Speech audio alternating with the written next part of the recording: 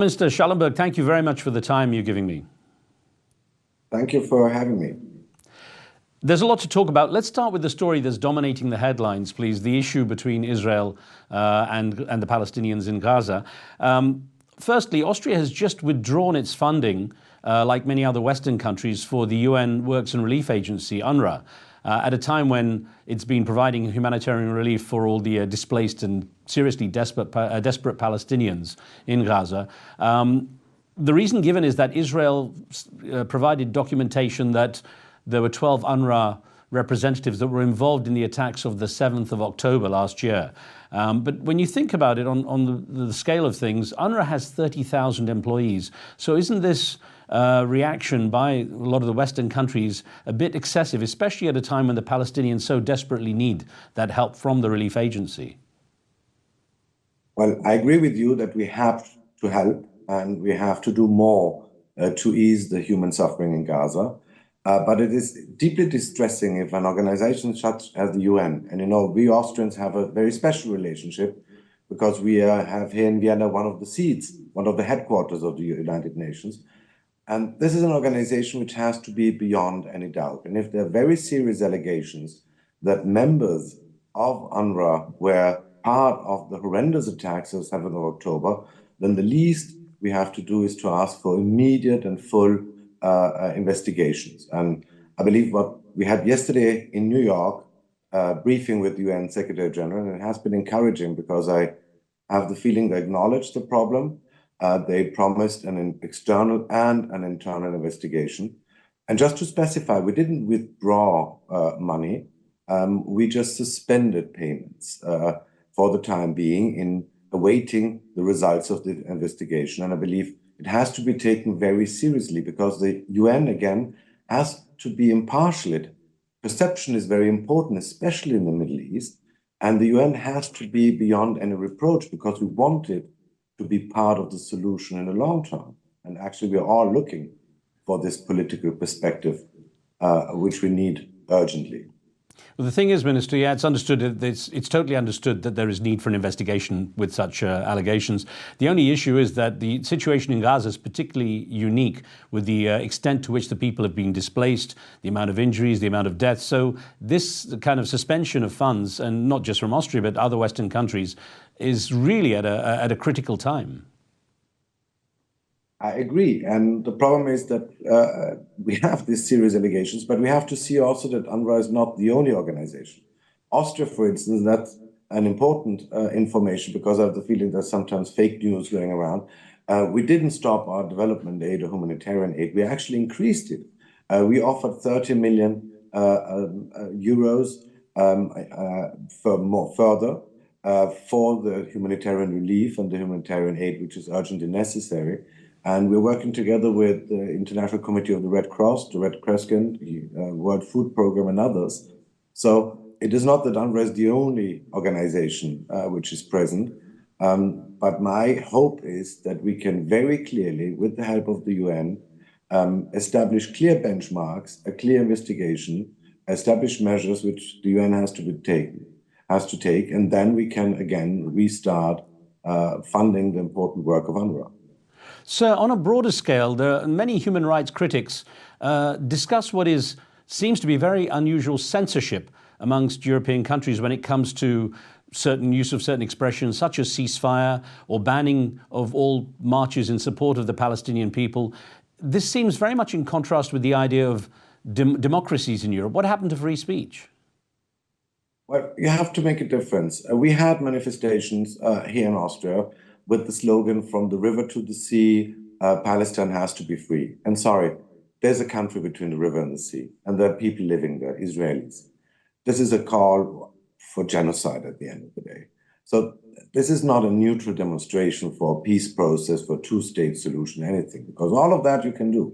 But from the river to the sea is not a slogan which we want to hear on the streets in Vienna, Salzburg, or elsewhere in Austria. Understood. Actually, you know, it's interesting. I was reading that for many young Palestinians, it doesn't represent the same thing. For them, it's the idea that they would be free as people to have their self-determination. But I understand the roots of it, and I can understand. We want that. We want that. And I, again, I always say and repeat myself, there are two-state solution and normalization are the only game in town. Neither the Israelis nor the Palestinians will somehow vanish in thin air. We have to find urgently a political process which can lead to Palestinians and Israelis living in security and peace side by side. That's called a two-state solution.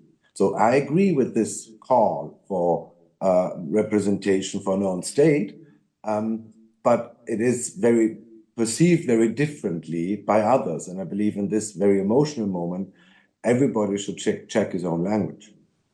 Sir, actually, yes, it's the official reason given by many governments is that there is fear that it would increase the amount of anti-Semitism in their countries and lead to a rise in anti-Semitic attacks.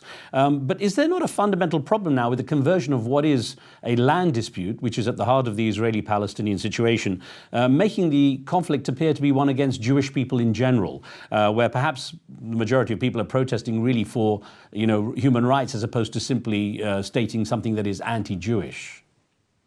I believe we shouldn't overcharge the conflict, and I agree with you of being a religious conflict. It is at the end the question since 1948 of how people can live side by side in peace together. And we were close at several occasions in the last decades to a possible deal, but each time we didn't quite achieve it. And the lesson, I believe, and hopefully looking back in a couple of years, that we learned the lesson of the 7th of October, that we made a big mistake, wrong assumption the last couple of years, that the process of normalization, the so-called Abraham Accords, could replace to a certain degree the Palestinian issue or somehow lead to it one way or another. We now know we have to do both at the same time. We have to continue with the normalization, and I've heard from leaders in Arab states, it's on life support, but not dead yet, and this is encouraging.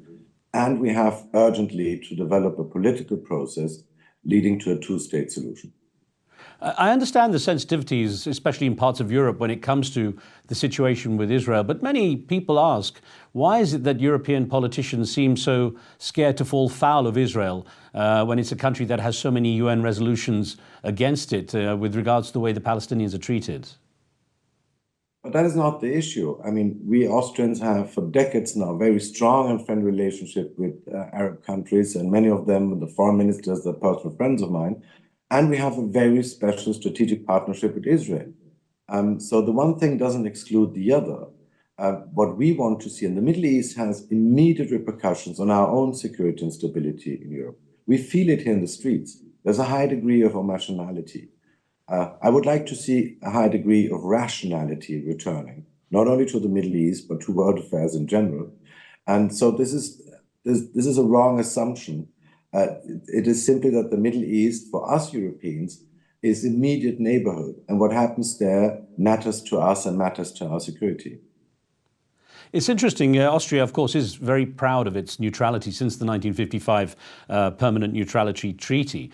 But interestingly, in contrast, the situation with Russia and Ukraine seems to be a bit different in that Austria has very strongly supported the Ukrainians in contrast, to the situation with Palestinians in condemning the Russian aggression and violation of international laws as it sees it. So I wonder, when you have that kind of contrast, how the world will judge. Well, thank you for this question, because I believe it's very important to make a difference. Number one, Russia simply invaded a sovereign state, believing that is in its neo-imperialistic impulse that this country has no right to exist. And this is something we haven't seen in Europe since the Second World War. And it is distressing to many Europeans to have war back in our continent. And for us, a smaller country, we have no nuclear weapons. We depend on an international system where rules are applied, where international law is respected. We're not a country with nukes. A permanent member of the Security Council can decide to do whatever they want to. On the other side, the issue we have now in Gaza, we have to make the difference. That's very important. We make the difference between PLO, Fatah, the Palestinian people, and Hamas. Hamas are not the Palestinians. Hamas, in our eyes, is a terrorist organization. It denies the right of existence of Israel. It has excluded itself from any political perspective and process.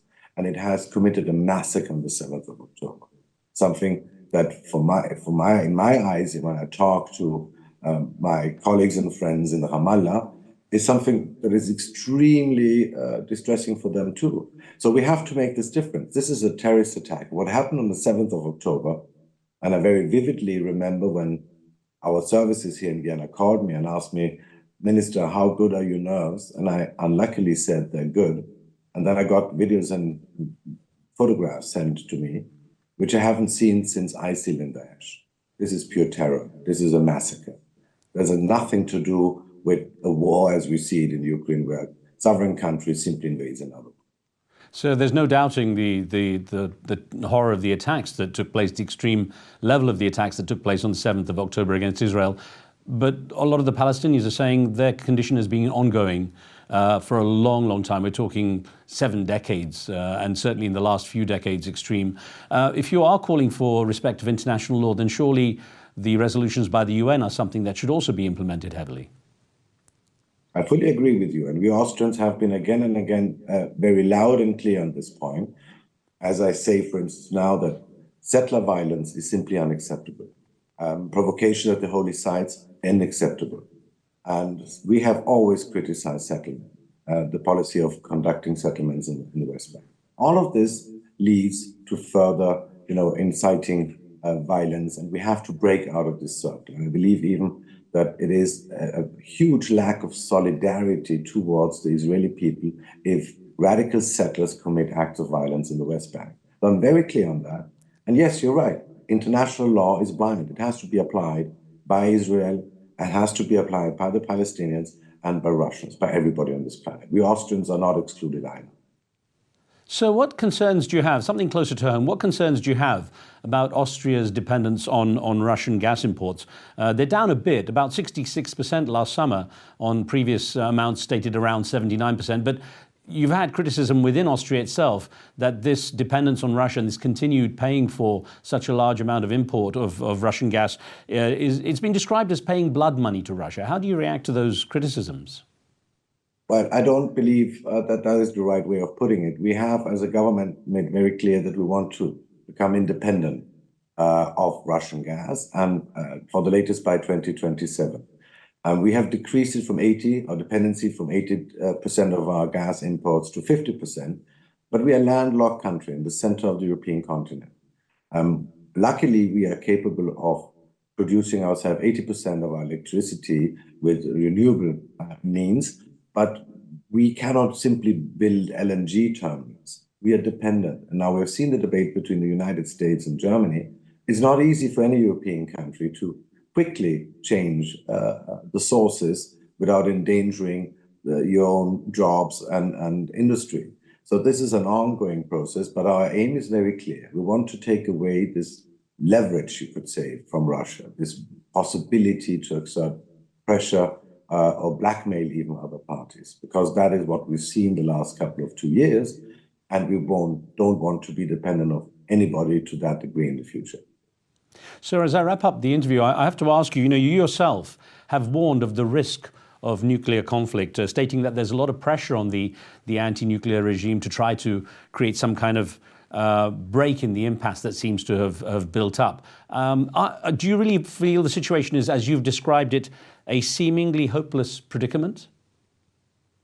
Well, I remember last year, you're absolutely right. We are criticized from time to time to being, daydreamers of pursuing a world free of nuclear weapons. But I remember when Vladimir Putin, the president of the Russian Federation, uttered a couple of sentences about the state of alarm in the nuclear forces in Russia, and suddenly everybody became extremely nervous and upset. And nuclear weapons are still the biggest threat for humankind. And what we managed to do with cluster ammunition, what we managed to do with anti-personnel mines, I believe we can do and we should do on nuclear weapons as well. And it's not limited to nuclear weapons. This year, for instance, here in Austria, we're organizing a big conference together with the United Nations on lethal autonomous weapons system, killer robots, you might say, terminators. This is again something where I believe we have to push harder, work harder to make our world a safer place, and you can count on Austria being at the vanguard of these efforts. As a final thought, Minister, as a senior foreign minister of a notable country dealing with international affairs, do you feel optimistic or pessimistic about the way the world situation seems to be developing over the last few years?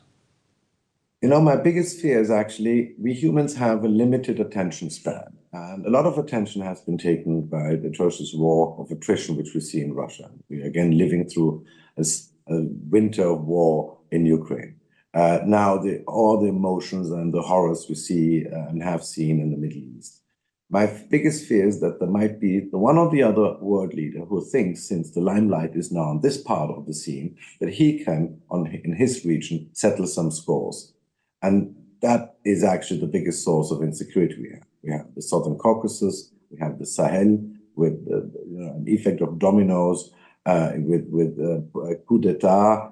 We have Western and Eastern Africa. So we have many places on the planet where crisis moments could erupt at any moment. And we have to be extremely attentive, not to give the impression that we are fully absorbed only the one crisis and that we neglect other places on this planet. Foreign Minister Alexander Schallenberg, thank you for your time. I look forward to speaking with you again. Thank you, sir. Thank you for the invitation.